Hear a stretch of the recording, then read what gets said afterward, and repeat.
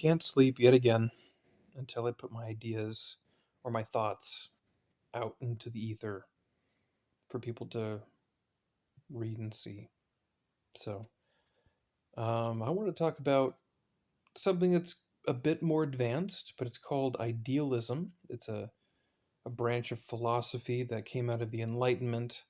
The two biggest, most influential, I guess I'll say, of the German idealist tradition would be Kant and Hegel. I'm not going to focus on Kant very much just because transcendental idealism isn't quite what we're seeing um, with this new far left. It's very much Hegelian. And Hegelian idealism is called absolute idealism. And to make it very simple, Hegel believed that human history, there's a point to it, and that it's leading someplace. So all the things that have happened throughout history, the rise of kings and nations, the world wars, conflicts around the world, all these events are culminating to an eventuality, an end point in history, if you want to think of it that way. And he called this thing the absolute. So that's all it means. It's Kant's, sorry, Hegel's version of the last day for Christians. If you think about the day that Christ is going to return, and that is basically everything that we've been building toward, is for the king to come back. Okay, so think of it like that, but the way Hegel believed that the absolute would come about is through the dialectic, which is just conflict over conflict, conflict just over and over and over again. Wars, world wars, nations taking over other nations, this constant conflict where eventually it all stops. Eventually it gets to a point where the wars and the conflicts throughout human history, it's all done. It's all been resolved just by the process of it happening over and over and over again. That's what Hegel believed. Um, so I wanted to focus more on the idealism part, though the absolute is very uh, poignant and very important topic for the modern left today. They definitely believe that they're leading history someplace. If you talk to them, you get that feeling that they think something is coming. They think that the world that they want is an eventuality. So in that sense, the far left, the ones who believe that are they're absolutists. But the idealism part, basically, an idealist in philosophy believes that the mind creates reality because the ways in which we perceive reality are through the five senses, right? Which is just information that goes straight to our brain. There you go. Okay, so if we're interpreting reality through our brain, then our brain is actually what is making reality then. That's their conclusion. And it seems like a leap because it is, but they're getting that from someplace. They're getting this idea that because I'm interpreting reality through my mind is ultimately making reality. They're getting that thinking, that philosophy from an ancient Greek philosopher called Heraclitus.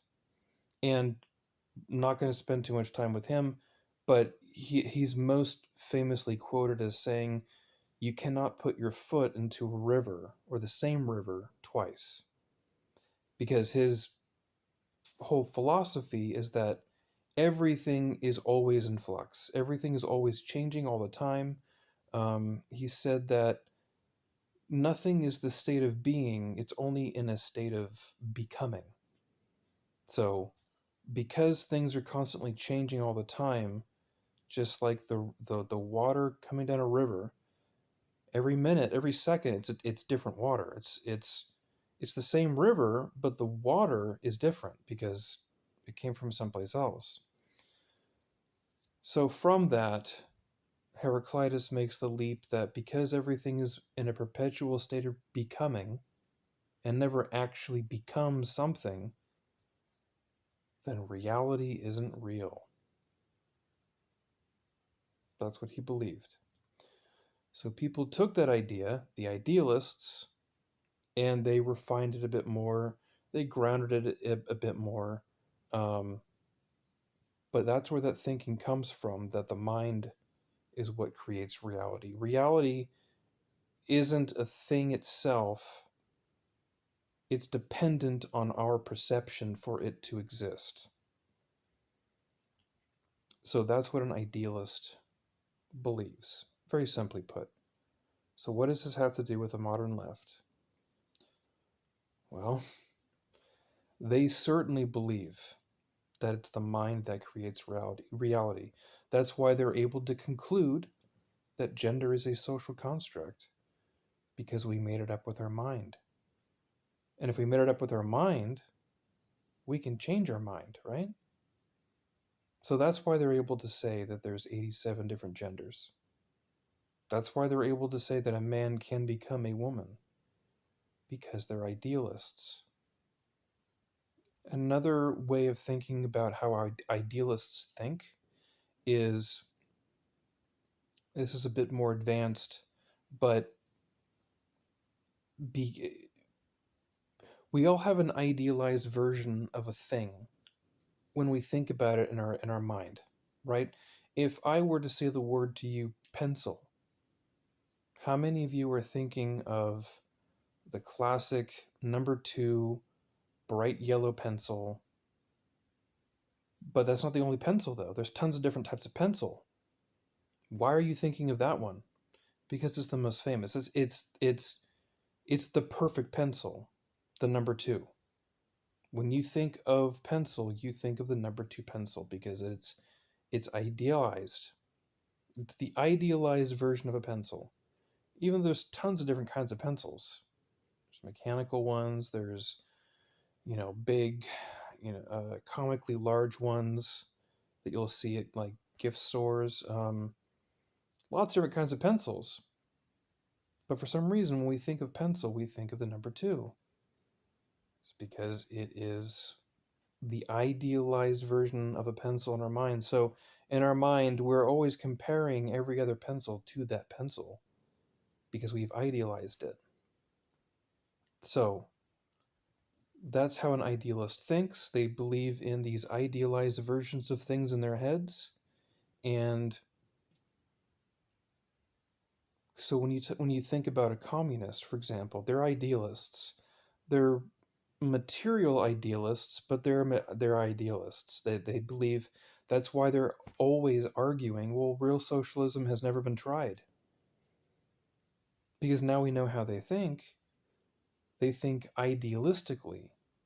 So the idealized version of socialism where everything worked out perfectly in their head, that's why they're able to say that it's never been done before, because all the ones that have been done weren't the idealized version that I had in my head. So of course it's going to fail. That wasn't real socialism. That's how they think. So I hope that I can give more insight into how these leftists think. They believe that the mind creates reality. That's what they call social constructs. Same thing.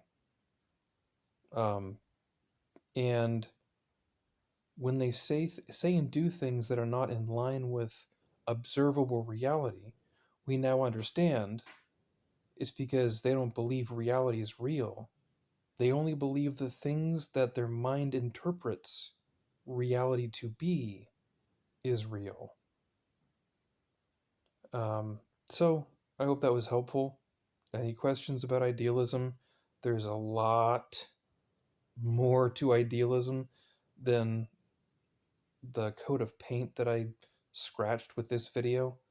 But it's I would say, a good primer on the subject. And it also is helps you to see how these ancient philosophies, well, it's a relative term, but these 200, 250-year-ish philosophies have trickled their way all the way into modern day leftist thought.